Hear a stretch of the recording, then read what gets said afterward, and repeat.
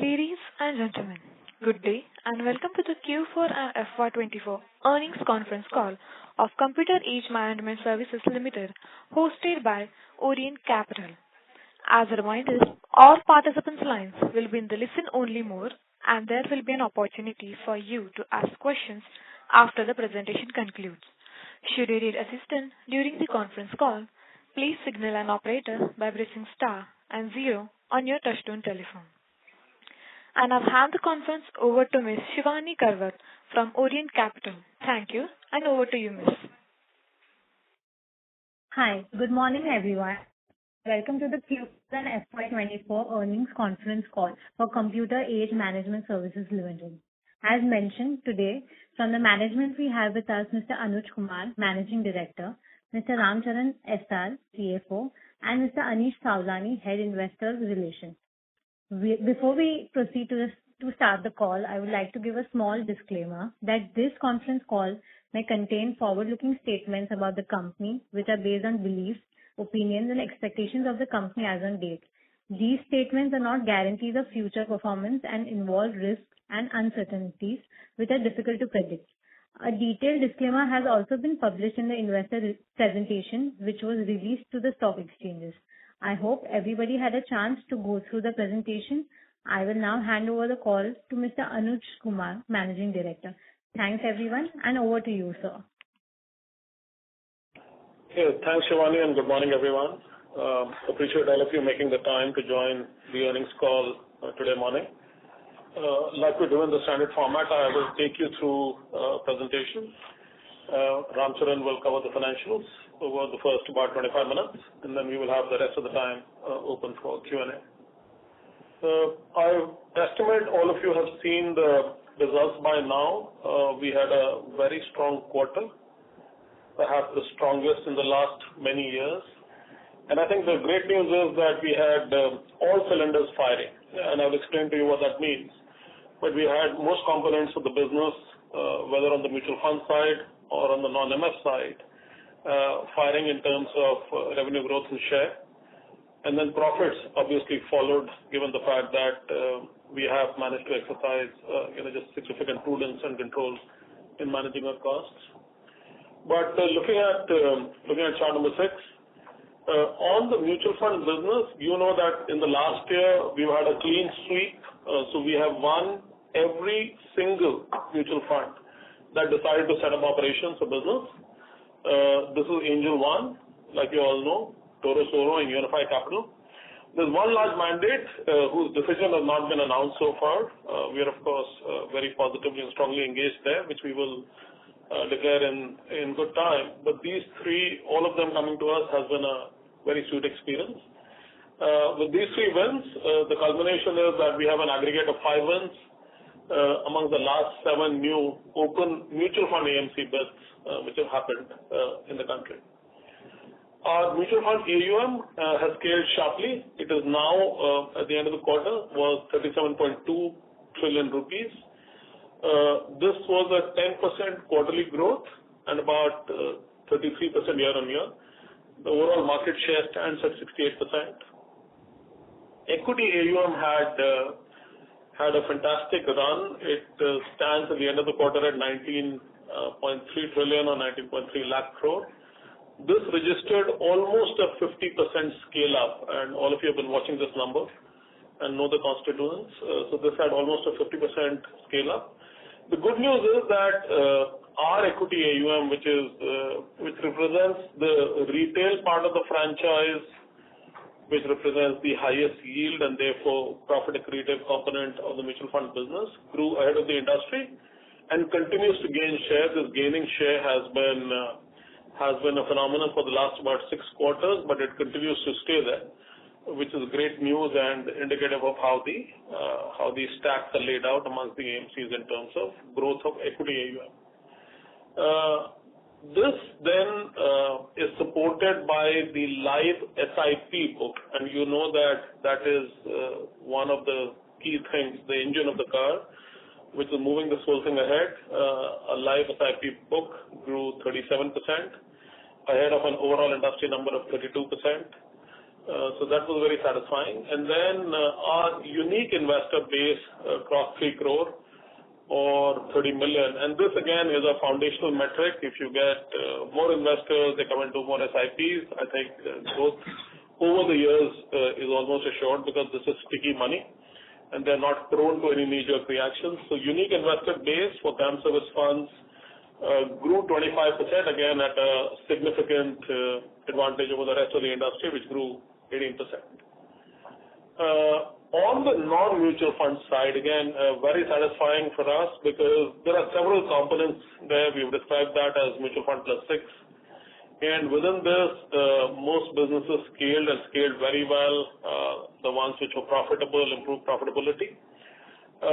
So the sustained focus has seen a 2.5% or 250 basis points year-on-year growth. This was about 11% contribution to revenue last year. This quarter is 13.5%, so scaled up about 2.5%, which we have said that we'll be happy doing 2% every year swizzle into non-MF. Do remember that non-MF has gained a bit of share despite very, very sharp run-up in MF assets and significant growth in MF. So that was not an easy task, but we managed to do that. Within that, alternatives grew 20%. That is CAMS AIF and what Fintuple does, 32 new mandates, including the several in GIFT City. CAMS Pay, the payment franchise, has been doing well. We got in principle, as you know, last year this quarter, we got the final authorization or license to operate as a PA from RBI in 4Q, which is great news during the year. We will figure out how to transition the business over time. So that has done well and has had in excess of 20% revenue growth. On the insurance side, if you read the statute, IRDA has mandated electronic issuance of policies. Now, this does not mean a mandatory holding in DMAT. What this also means is that you could, the only thing it stipulates is that physical policies will be issued only in request of the policy holder if he specifically wants, he or she. Other than that, you can issue it in the DigiLocker. You could keep it in the EIA, which is the insurance account. It could also be a PDF which goes with an email, but it's a cut down on paper issuance. It is still not a mandatory DMAT. But good announcement. I think the markets are noticing, and it will give some fillip to overall momentum in creating EIAs and accruing policies in that format. KRA continues to broaden its offerings and, more importantly, broaden the go-to-market. We've said that outside of mutual funds, we have now for the last about a year and a half been focused on onboarding fintechs, brokerages, wealth entities, wealth advisors, investment advisors, those kind of entities. Revenue grew a stratospheric 90%. And all of this adds up to the 52% non-MF growth that you've seen, of course, on a small base, but very gratifying to see that part of the franchise really come out on top in terms of broad revenue growth. So in terms of highlights, just broad highlights, overall company revenue grew about 25%, MF at 21, you've seen all of this, non-MF at 52. Even if I yank out the Think 360 contribution, which accrued to us starting April last year, if I take that out, it is still 38% on a constant base. And with Think, that's 52%. In non-MF, the other gratifying thing is that 4 of the 6 non-MF businesses grew more than 25%. Overall EBITDA, and you've seen the number, is at 31% year-on-year growth. EBITDA percentage, I would say, is at 46.1%, largely given the run-up in assets and in revenue. This was at about 44.8 last quarter. And we believe there is a more moderate number between 45 and 46 where it should show up in the next couple of quarters. 46 is slightly stratospheric. So look at it that way. PAT grew 38.7%. And then overall PAT percentage, just like I spoke about the EBITDA percentage, is 32.2, which is 320 basis points up. Again, an exceptional quarter. We will see whether we can hold out exactly these profit margins, maybe a little slightly moderate in the coming 2 quarters, but all of that, all of us can watch closely. Go to the next. I will cover chart number 7 again. This presentation has been uploaded, so most of you have seen.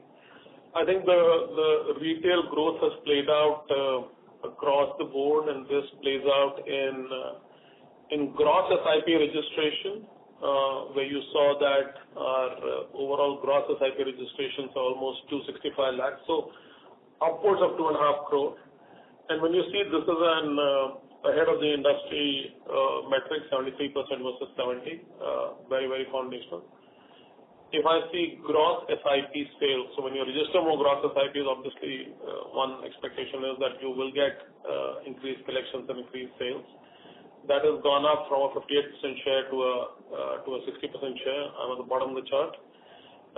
Overall increased share in SIP collections, which is 22% versus 28%. And similarly, when you see all of this leads to just an exceptional gain in equity net sales share, which has grown from 65% FY23. If I take the whole year, this is at 75. So that's a significant scale up. This has also led to transactions growing. And when you see transactions in the top chart, 13 crore transactions in April to June, not too long back, less than a year back, April to June, 13 crore, 14 crore, July to September, close to 15.5 crore, October to December, 17.5 crore, Jan to March. So 13 crore going to 17.5 crore, going in excess of 30%. What this creates is just a significant focus on getting things right. As you know, operationally, we open, like I said, we opened over 2.5 crore new SIPs, several crore new folios. Everything has to go right, including making sure that every SMS is delivered, every email is delivered, every format of customer interaction is fully recorded. So it just takes humongous amount of focus to get all of these things right. It's almost a near zero error environment. It also means that both the people capability in making the engine run and the technology capability in solving these very, very complex problems of making sure that 100 crore SMSs land up where they're supposed to land up. And if a couple of lakh did not land up, then we have enough backups to make the investors aware of what happened to those to their transactions, either through a email. If an email doesn't work, then a voice blast or a letter. So it also means significant investment in data centers, capacity, availability, storage, processing, perimeter security, monitoring. Just think of every aspect of it. This needed tremendous focus, tremendous investment. Just happy to share with all of you guys that that's come out very well.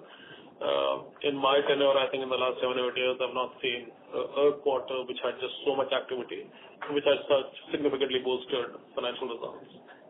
Next. I will quickly take you through the key businesses. On alternatives, 4Q revenue grew over 24%. Clients continue to indicate their preference for CAMS, 32 new mandates. The digital onboarding platform WealthServe has now ended at over 132 sign-ups. So think of about 1,000 AIF industry. And then within that, almost over 10% of the constituents are using our digital onboarding, and they continue to scale their participation. Gift City, total client tally to 17. It scaled up a little more in the last month, but going well.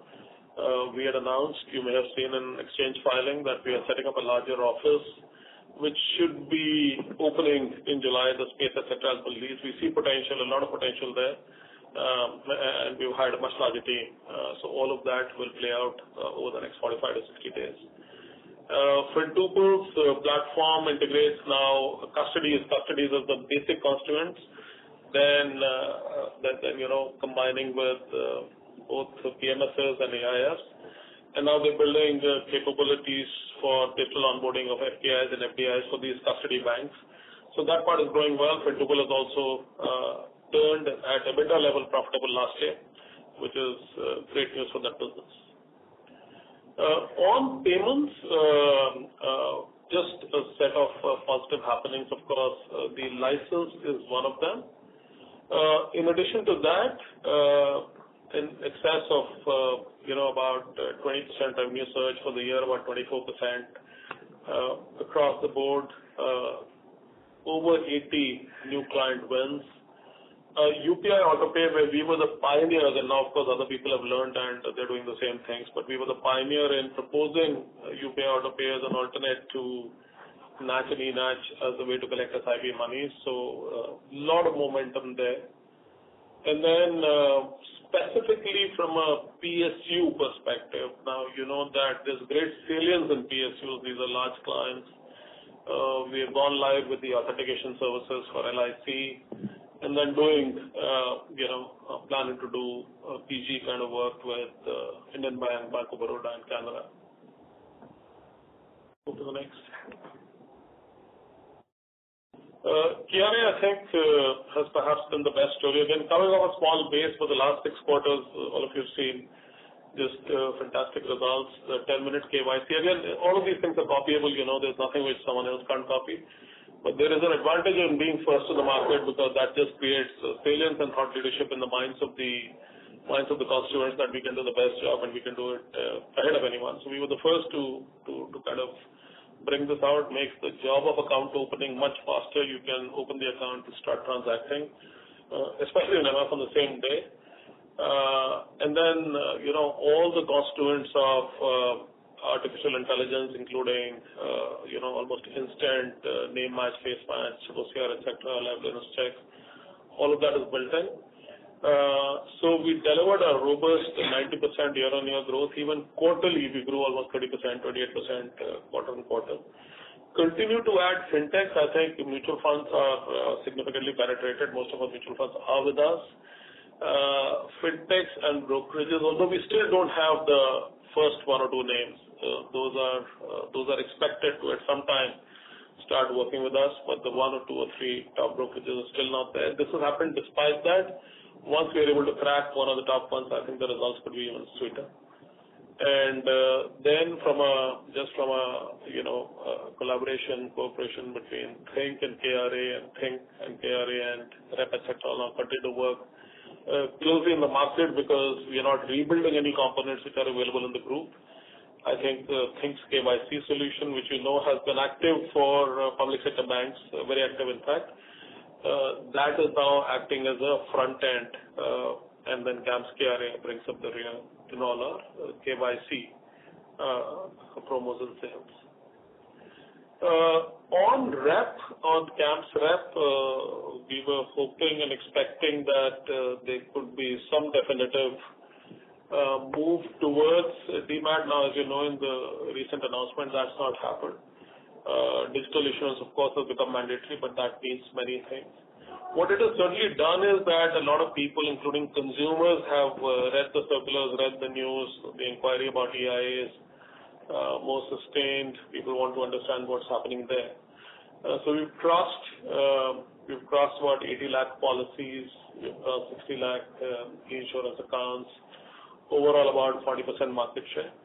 The other thing is that Bima Central is now live. Now, of course, integrating insurance companies is a job and building data exchange with them. So it is a small set of companies now, insurance companies live, but its ability to help you manage your personal data in the insurance and over a period of time as regulation and market frameworks align to it, allow various things, including premium payments, renewals, lane marking, borrowing of monies, etc. All of that is slated to occur on the platform. So that is a good thing. We would have expected a little more action here, which may happen in the ensuing quarters. And then on FinServ, again, very nice story playing out. You will remember 2 years back when we had gone live sometime in the beginning of FY22. We almost had 2 to 3% market share. That was the time when the brokerages hadn't adopted this. Things like on the TSP side, the PFM, etc., wasn't selling as much. It was largely a lender's market. So we were finding gaps in the fence to enter. Pleased to share with you that we now have double-digit market share. I've shown this figure in the past year. The numbers scaled to about 13% in a hyper-competitive market with a lot of incumbency, and incumbency wasn't ours, it was someone else's. To scale to 13% has been sweet. F&O account opening, most people tend to prefer us. And we continue to onboard high-quality, marquee customers in this area. We have the largest number of live FIPs. This is a nice selling point because FIPs are the ones giving data. If you have large FIPs, large number of FIPs, you become intrinsically attractive to anyone who's trying to pull data. So that's a nice metric to have on our side. Again, I think while revenues are still very small, it is perhaps not worthy of a mention here, but just the scale up, the quality of teams we built, the quality of integration and APIs, consumer journeys, market share are very, very positive. Think continues to, Quick ID, which is the video KYC product, continues to scale up with the PSU banks. Also, the good news is that we've got a panel by State Bank of India and should be able to go live with them. Think and Rep, as you know, won these insurance KYC contracts, both from SBI General and Oriental Insurance. Oriental is now live, and that part is going well. They commenced an analytics transformation deal with Money Control. And overall then, Algo 360 had a start with Angel One. So sustained, I would say, client level movement at across products, and of course, continue to stay focused on building the team and making sure that the partnership with CAMS and various subsidiaries of CAMS can lead to meaningful expansion in business. I will pause there and then hand over to Ramcharan to speak a little about the financials. Thank you, Anuj. I'll just take a couple of minutes to go through the broad financial numbers and the trends. As you would have noted, the AUM grew significantly year on year by about 33%. So the overall revenue tracked that. Overall revenue grew by around 25% for the quarter, 310 crores. Out of which 269 crores was MF revenue, again grew by around 21%, tracking the growth in AUM. And the good AUM was that the equity actually grew disproportionately to the overall growth. So we had almost a 50% growth in equity AUM, which is beneficial to us. So tracking that, the revenue, mutual fund revenue as well as the overall revenue grew by 25% and 21% respectively. Out of which the asset-based revenue grew by around 20% year on year and sequentially by 6%. And the non-asset-based revenue, which is predominantly one-third of that is the transaction revenue, and then the application revenue, the call center and the recoverables. That grew very well to around 28%, which is kind of higher than what we have seen in the earlier quarters. So overall, from an MF perspective, a 21% growth tracked the increase in AUM as well as some increase in the transaction revenue and the call center revenue. The non-MF revenue has been a sweet story for us. As Anuj was mentioning, the growth has been significant. It's been 52% growth year on year, and even on a sequential basis, 13% growth. The strategies that we put in place a couple of years back are starting to play out in actual number terms.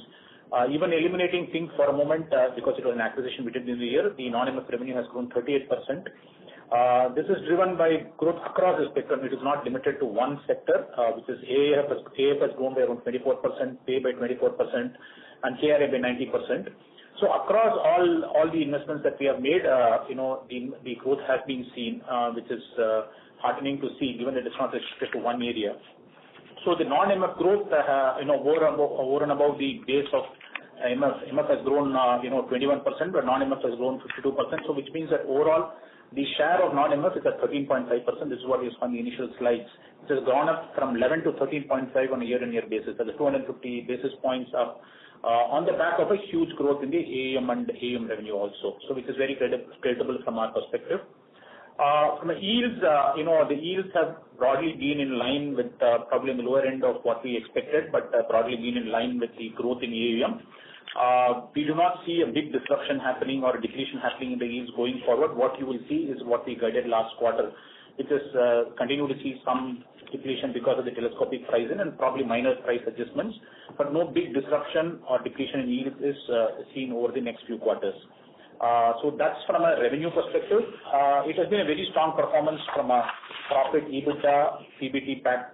Operating EBITDA 36.1 is the highest we have seen in the last 2 years. It's up 220 basis points year-on-year. So not only have we seen the margin grow in terms of absolute numbers, the margin has also expanded in terms of the percentage. So 220 bits up year-on-year to 46.1%, and even on a quarter-on-quarter basis, we've seen more than 100 basis points uptick in the operating EBITDA. So 140 crores is the highest that we have seen in terms of EBITDA numbers for the company. Going forward, we see that there could be some moderation because of the annual appraisal cycle coming in April. However, we will look to mitigate it to the maximum possible extent. Our 46.1 is probably the higher end of what we will expect going forward. There could be some moderation in the next quarter or two because of the salary impact. However, we will work to kind of keep it within range bound around 45 to 46%. From a PBT, again, we've seen big increase in the margins and a 350 bits up year-on-year, and 200 bits up quarter-on-quarter to 41.9%. And the PAT for the quarter, for the first time, we crossed the 100 crore number it's 103.5 crores of PAT. It's a very healthy 32.2%. PAT is up almost 39% year-on-year and 16% quarter-on-quarter. So again, a very strong growth that we have seen in profit, higher than what we have seen in the revenue numbers, which is again pointing out to the good cost control and the operating leverage that we are seeing. The return on net worth was around 47%, again very high on a quarter-on-quarter basis, and we ended the quarter and the year with a very comfortable cash and cash equivalent position of around 618 crores of cash. The board was pleased to recommend a dividend of 16.5 rupees, which will be taken up by the shareholders for final approval at their AGM on July.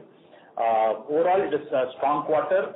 Even if you see the trend that has been there published in the earnings presentation, you will see for the last 2 years, there has been a consistent increase in the margins, starting with 41% we saw in FY23 Q1 to 46.1% that we are seeing now. So it's been kind of an increase across 2 years to the margin profile to what we are seeing now. The year, I'll just spend a minute or two on the yearly numbers. We entered the year with a 1,136 crore overall revenue number, which is up 17% year-on-year.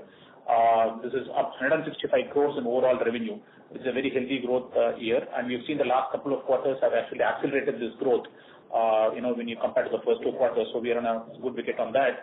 And overall, MF has grown by 115 crores, which is, again, very healthy.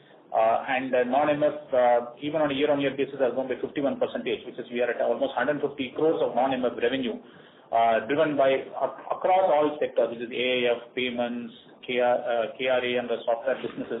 Everything has grown more than 25% or close to that, to ensure that the overall non-MF growth comes to around 51%. The annual profits also, again, very healthy. We have entered the year with a PAT of around 353 crores, a margin of 30%, which was around 28.5% the last year. So the story has been strong revenue growth, mutual fund driven by assets, yield broadly holding in line, the non-MF growing very high to 50+% of year-on-year in growth, and the profit margins reflecting a good control over expenses as well as operating leverage to end at very, very healthy numbers of 6.1%. So this is a snapshot of the financial numbers for the quarter and for the year. So I will just hand it back to the moderator Neha, and she can open it up for questions. Thank you very much. We will now begin the question and answer session. Anyone who wishes to ask a question may press star and 1 on their touchtone telephone. If you wish to remove yourself from the question queue, you may press star and 2. Participants are requested to use handsets while asking a question. Ladies and gentlemen, we will wait for a moment while the question queue assembles.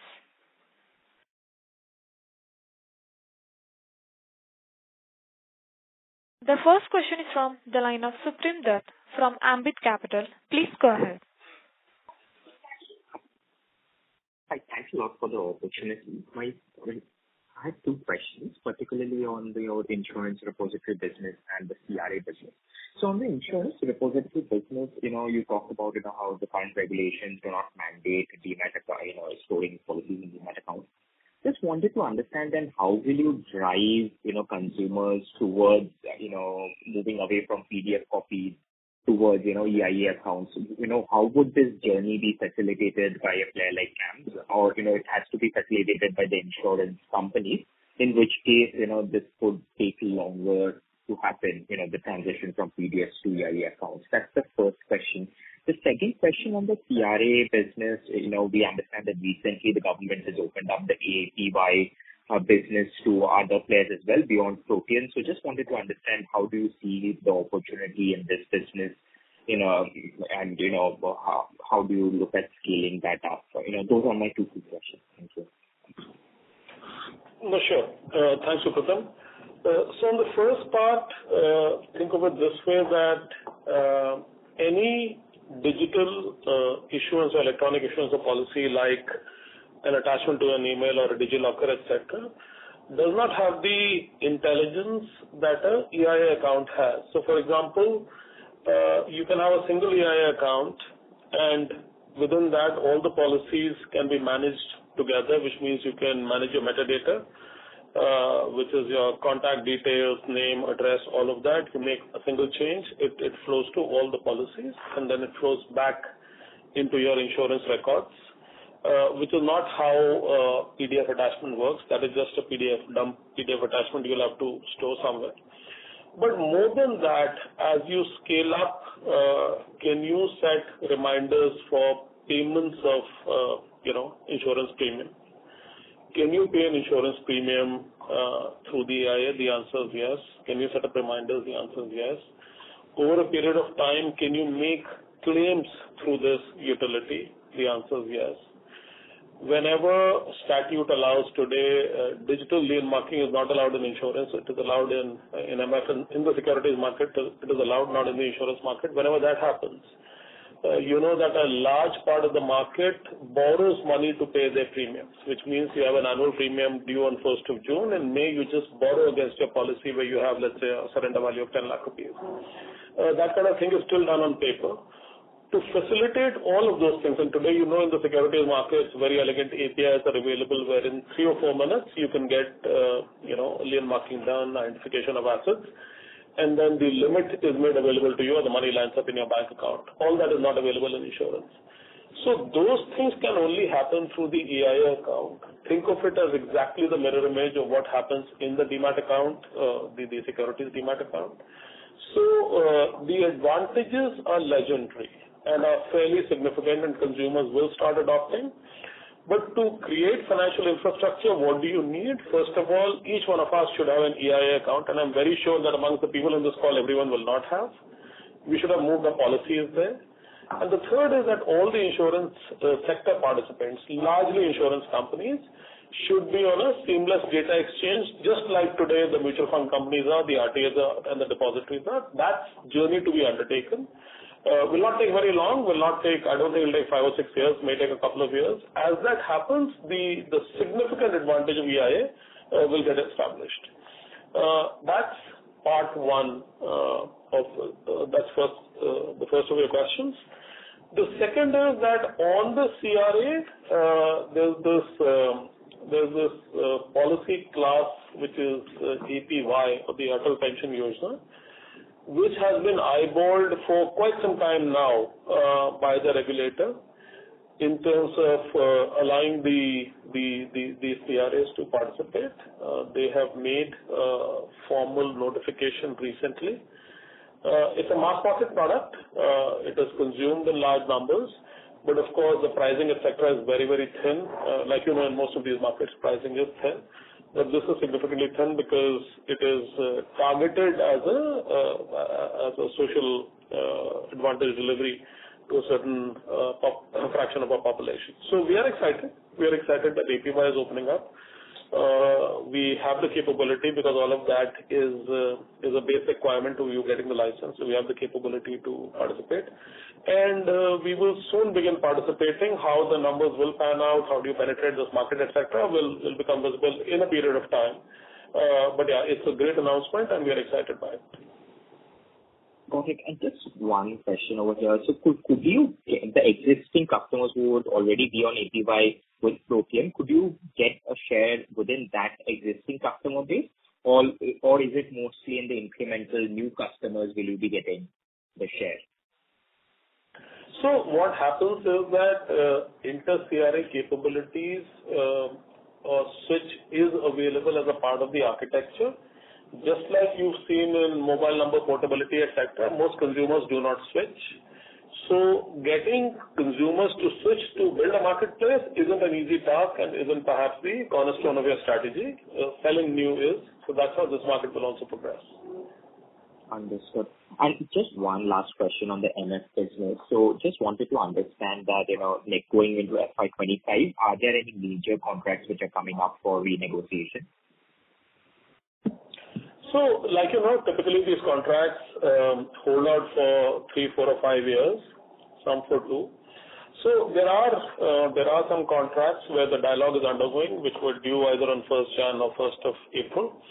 And we're in the process of, speaking to the clients and then settling down on a price regime which will hold out for the future. So there are a set of clients.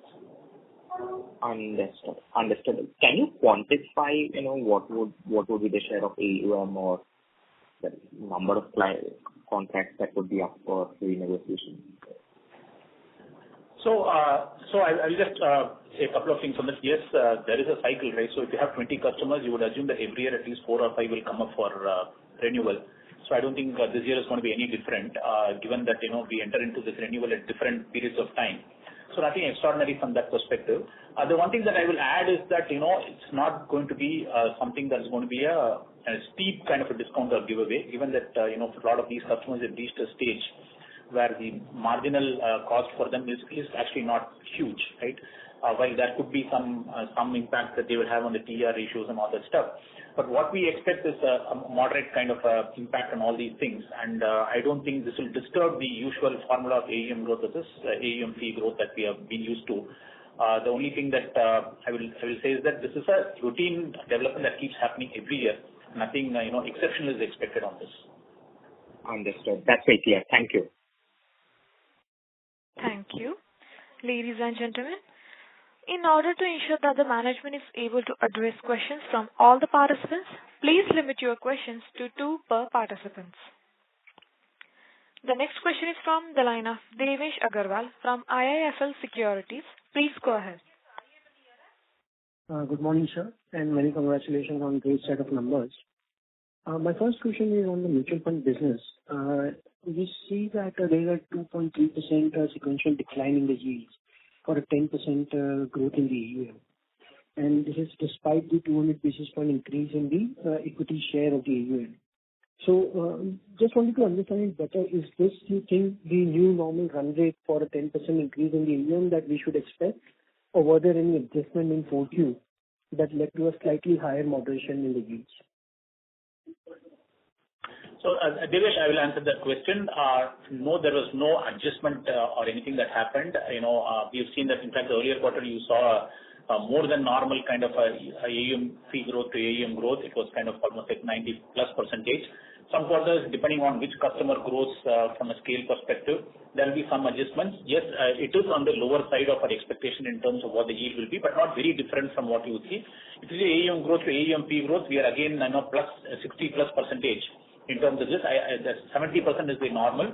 So I don't think that we need to make any adjustment on our assumptions. I think going forward, what we have projected in terms of AUM to AUM fee growth, plus or minus a few percentage, will play out. You will see that in Q1 also. So no adjustments is needed, and it's not as if a big price reduction was given or something happened in the last quarter. It's more kind of growth that's happened in some of the scale customers, which marginally adds lesser yield to us. I don't think that normalizes over a period of time has been our experience. So no major change in assumptions is actually needed for this. Understood, sir. And secondly, sir, within the mutual fund, non-asset-based revenue has been growing in line with the asset-based revenues, at least for the FY24. So do you expect this to continue, that the growth in the non-asset-based revenues will be similar to what we are seeing in asset-based, or this is expected to slow down given that there's an increase in digitization of transactions and the revenues from paper-based will go down? So, Devesh, there are four aspects in this non-AUM fee, right? Which is one is the transaction fee, which is again going up. But we see that overall the percentage of say static, right? It's between 8 to 11% of paper transactions still continue to come, and from absolute number, they are not going down at all. But there are other components of this also, which is the call center, which is kind of, more and more agents do get added. And then there is this entire miscellaneous and application fee. As we kind of broaden our base, we have more and more people subscribing to our applications, to our APIs, etc., which is a part of this. And then there's out-of-pocket expenses, which never goes down because always there is an increase in the volume of transactions which is linked to it, right? For example, you'll never stop, you'll never send lesser SMSs or emails or lesser postal when required by law, etc. So while I do, understand that the growth this quarter has been a little higher than what we are used to, I don't see any big moderation happening in that growth, given that the paper transactions continue to be at a range bound in terms of the percentage of total transactions, and the other components of this non-asset-based revenue being on an upward trajectory, even when the digitalization happens, because it's not related to that as such. Understood, sir. And so my last question would be on the non-mutual fund business. Again, we have seen a very healthy growth, especially in the fourth quarter.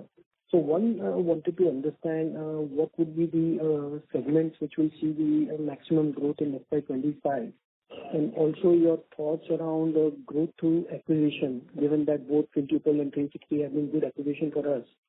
So what are the areas that we can target which we can kind of grow through acquisition or inorganic growth? Yeah, that will be my last question. Thank you. Sure, Devesh. So if you see last year, which is FY24, what added to the momentum of non-MF growth is KRA is the biggest engine, Pay is the second, and AIF is the third. And I think in this year, I'm expecting the same to happen, which means these three will remain the engines which will drive the growth. Account aggregator as a fourth engine was great in percentage growth, but the base is so small that absolute growth at company level has not been impacted. I'm expecting that in FY25, account aggregator will also start making its presence felt in terms of, making at least some increment to company financials. Very small, but it will do that. So think of it as Pay, KRA, and AIF in the lead, account aggregator somewhere there. So then what it leaves is two franchises. One is insurance, where we've said that while environmentally everything sounds very good, the exact niche to enter and then start scaling the adoption of EIA is perhaps still not 100% clear in the marketplace, not just with us, with everyone. We are holding on to large share, but absolute growth in terms of policies and EIA accounts, etc., is still a moderate number. So something has to happen materially. Either Bima Central becomes a large franchise, adoption is very great, or consumers wake up and they want to start adopting EIA accounts.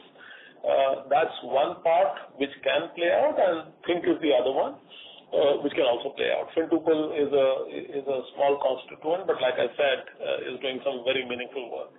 So when you look at MF plus 6, which is non-MF as these 6 constituents, I think Pay, KRA, AIF as the 3 leaders, account aggregator coming as the 4th, driving the engine.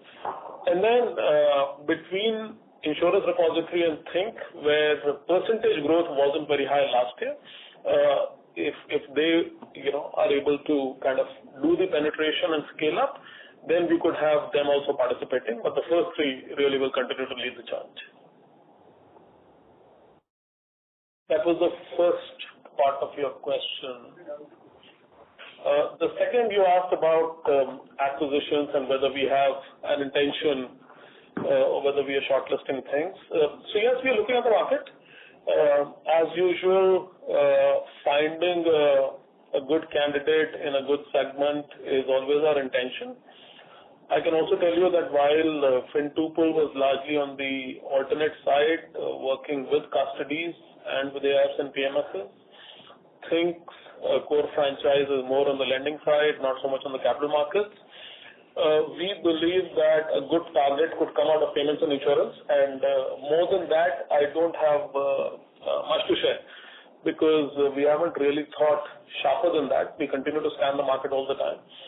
But I believe between payments and insurance, it could be a nice segment for us to think of the next target company. When and how, we will update you whenever that happens. Right, sir. Perfect. Thank you so much. Thank you. The next question is from the line of Abhijit Sakhare from Kotak Securities. Please go ahead. Yeah. Hi, good morning. Question on expense growth. Last year we delivered about 15%. So looking forward to, F25, how should we think about it? Part of it will obviously be driven by the revenue growth that we're able to achieve, but anything that's already kind of committed and part of the investment pipeline. So, Abhijit, yes, we do not. Two things. One is that I indicated earlier, which is that a usual increase in salaries and given the market and given the technology focus that we have, will continue to happen. That's a given in terms of what we do.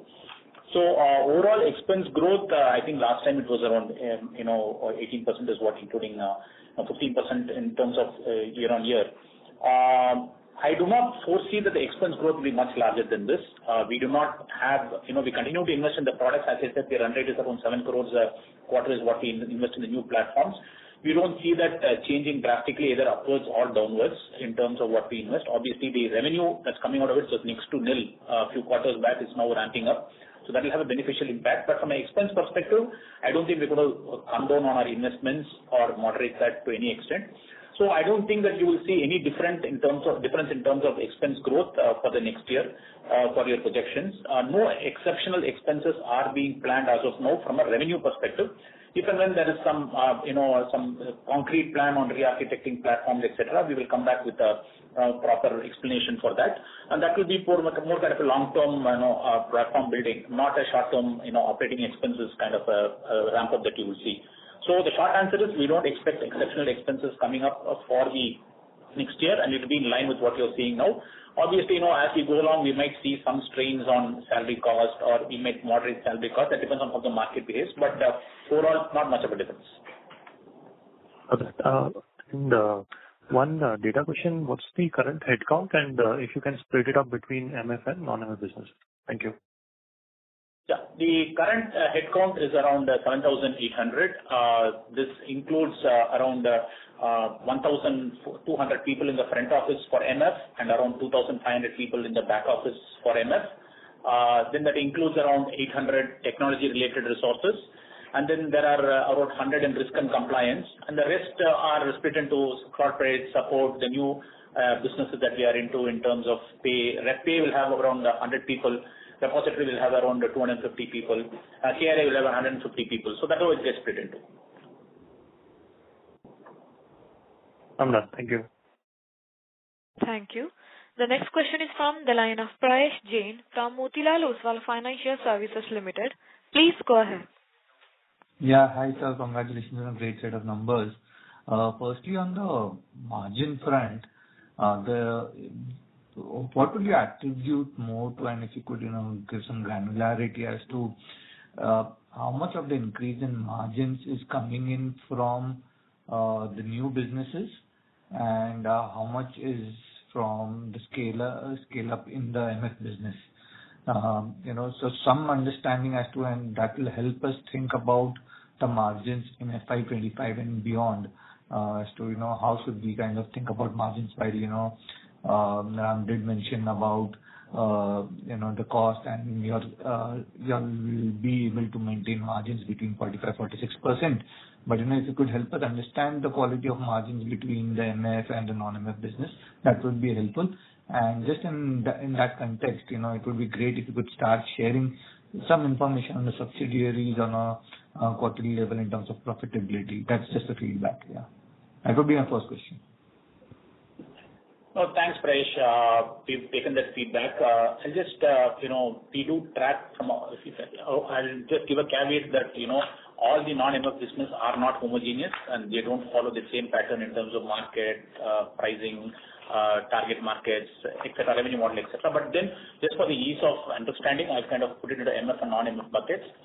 We have seen a creep up in the margins of non-MF, given that, the platform businesses, as they are predominantly are all platform businesses, You've seen, what used to be a 15% kind of overall EBITDA level across all businesses has now crept up to more than 20%.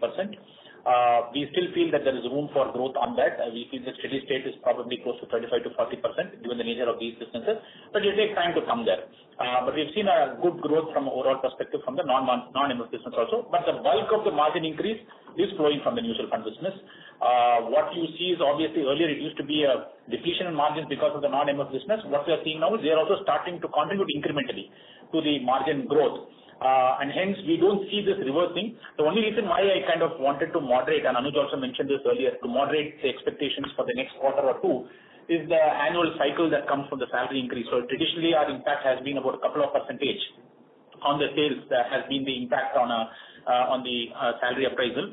Obviously, we will try to mitigate that to the extent possible with productivity increases and automation, etc. But the caveat has always been that in a quarter or the next quarter or two, you might see some moderation in margins. But I feel that the steady state margin will be around 45%. In a good quarter, it comes to 46. In a bad quarter, it will be a couple of basis points less than that. But that's the range bound number that we are seeing. On your subsidiaries performance and profit margin, we have considered that feedback. We will definitely consider that while publishing the results for the next quarter. Thanks. And coming to the AIF business, and that has been one of our key focus areas and drivers. What I look at is quarterly, there is on a sequential basis, there is no major increase in revenues.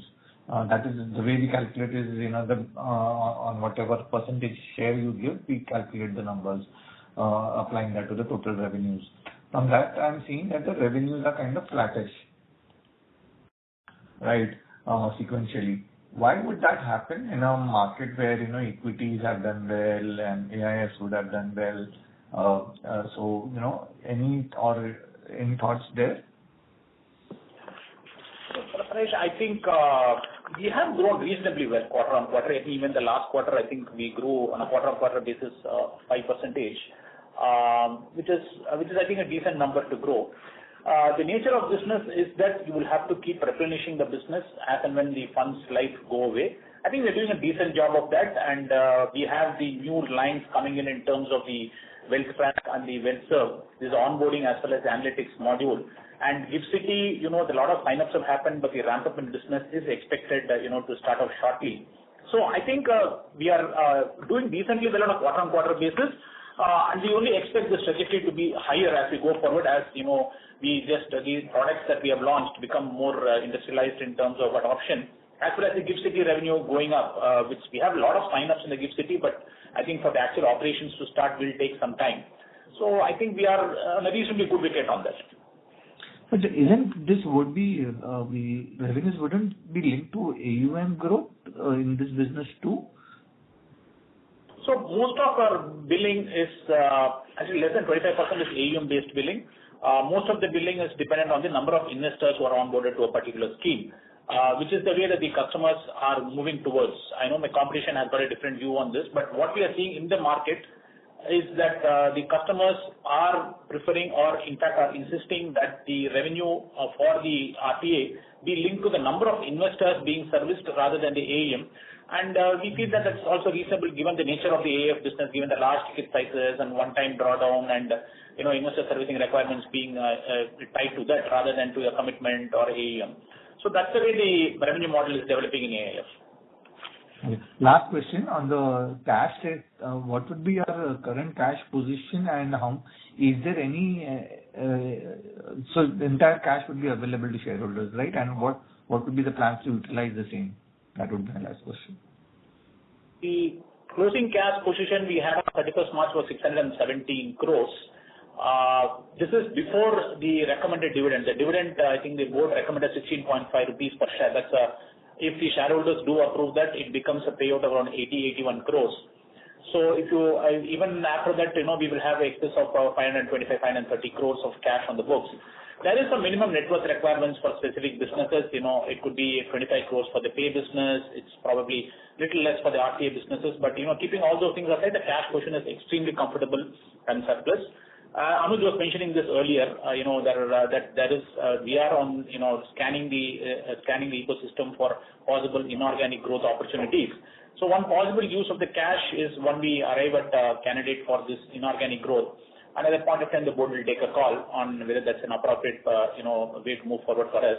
But for that, the entire cash is definitely available for the shareholders, barring some minimum net worth requirements for the individual businesses. And the use will be dividend and more dividend, and if at all we decide on inorganic acquisition, which definitely we are looking out for, that will be the better use for the cash that we have.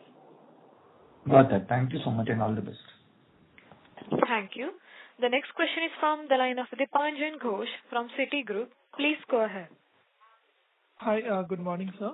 Just a few questions from my side. First going back to the AIF segment. You obviously don't give the number of investors in your disclosures, and AUM is the only data point that we get. On that, over the last, let's say first half versus third quarter versus fourth quarter, we have seen some increase in yield if I calculate revenues as a bits of AUM. Now, is it a function of new clients getting onboarded or the wealth of platforms on the modules, digital onboarding modules that you have kind of maybe sold to your customers? So just wanted to get a sense of what is the recurring sort of revenues growth in this segment versus, let's say, if there is any one-off sort of upfront income that you're booking because of this rapid growth in the new clientele that you're onboarding. Second, as you correctly alluded that your competition has taken a different view on this segment. So from a structural perspective, do you really see pricing being stable in this segment, or can one see some amount of volatility out there? Second question will be on the entire non-MF businesses. Now you alluded to the fact that first movers in this segment obviously have some advantages in terms of both client recognition and trust. Having said that, you also alluded to the fact that it can be replicated over a period of time by competitors. Given that some of the segments are quite nascent and maybe not duopolistic in nature, whatever pricing you're seeing in any of these non-MF businesses, is it sustainable from a perpetual perspective, or can there be some amount of volatility? Lastly, two data giving questions. One is if you can give your KRA revenue mix for FY2024 as a percentage of your, for FY2023 as a percentage of your overall revenues. And the second will be the 7,800 employee base. If you can just split it between permanent and contractual. Okay. So that's quite a few questions. I'm just thinking which order to answer them in, but let me just take your question on non-MF and non-duopolistic markets. And that is true, that across these markets, pricing plays out in a very different way.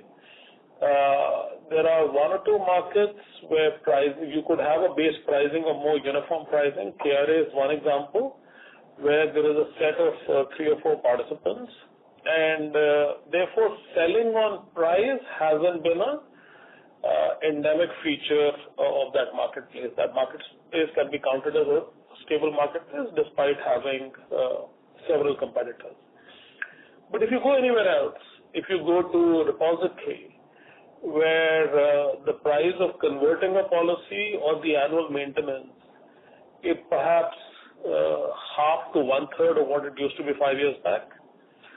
If you see account aggregator, where the price of a single data pull is half to one-third to one-fourth and sometimes lesser of what it used to be at one time. And if you take payments, where as the ticket size falls, the 2 or 3 rupees per trigger, that is the standard price. We try to accommodate our clients. Let's say if somebody is launching a 100 rupee SIP collection or even smaller ones, we do accommodate. So therefore, not that in the MFRTA business, there is some great advantage of price. You have seen that despite being a two-player market, it does see a bit of price erosion. In the others, I think they are as competitive markets as you've seen anywhere else. And for a lot of them, pricing is perhaps getting to a stable place, because if you see in A, pricing is perhaps, sub 2 rupees at times, 1 rupee per pull. If you see policy conversion and maintenance, which used to be upwards of 10 rupees, there are places where it could get sold for half the price. And that is true of payments too. So We don't worry too much about predatory pricing because a lot of these competitors are stable, which means that one guy trying to just gain share basis asymmetry in price is something we don't see often. Prices have, in general, as consumption goes up, prices dwindle down. We've seen that in all these three markets. A is a new market, we've seen that. Rep is a stable market, more than 10 years old, we've seen that. And so is payments. So I don't think there is cause to worry about pricing depletion as one force of nature which is going to hit us in the face. It is something that you deal with it every day or every month. It's like, 4 biscuit manufacturers or 4 car manufacturers. It perhaps behaves the same way. The threats are the same, the opportunities are the same. We have a stated position of not being a price player, so that is one thing we do not sell unless it's a relationship deal or a client we really want to be with. We don't sell price. What our competition does is obviously evident to you. A lot of them are listed, and therefore you see how they strategize in the markets.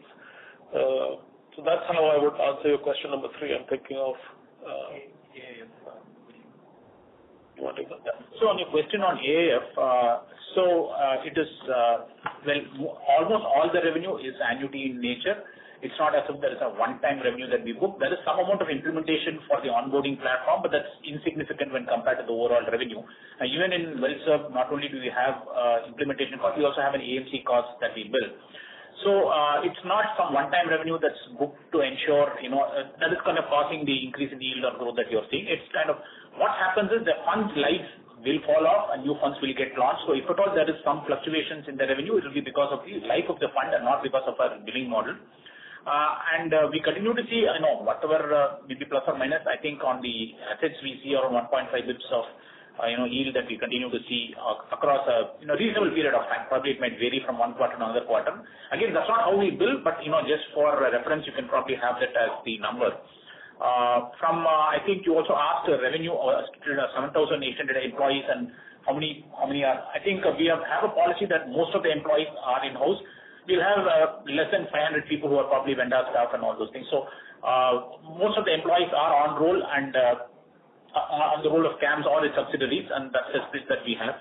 KRA 20-23 revenue, I think it's some more detail. I can probably share the detail with you, in terms of how the revenue was ramped up. But suffice to say that this year has been exceptional in terms of revenue growth with a 90% growth, and our strategy has also changed on that. But the exact revenue on 2021, 22, 23, I can probably share with you separately. Just one small follow-up. This employee number of 7,800, what would it be in 23 last year?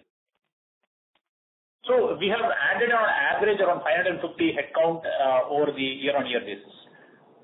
Got it. When I say average, I mean for average for the period. It's not start to end. Got it. Thank you and all the best. Thank you. Thank you. Ladies and gentlemen, we'll take this as the last question. I would now like to hand the conference over to Mr. Ramcharan sir, please, for the closing comments. Thank you, Neha, and we thank all the participants for taking time to be a part of this earnings call, and your continuing interest in CAMS is appreciated. In case of any questions, please do reach out to Orient Capital or Anish Savlani in Investor Relations in CAMS, and they will be happy to respond. And thanks once again for your time, and hoping to stay in touch and engaged. Thank you. On behalf of Computer Age Management Services Limited, that concludes this conference. Thank you for joining us, and you may now disconnect your lines.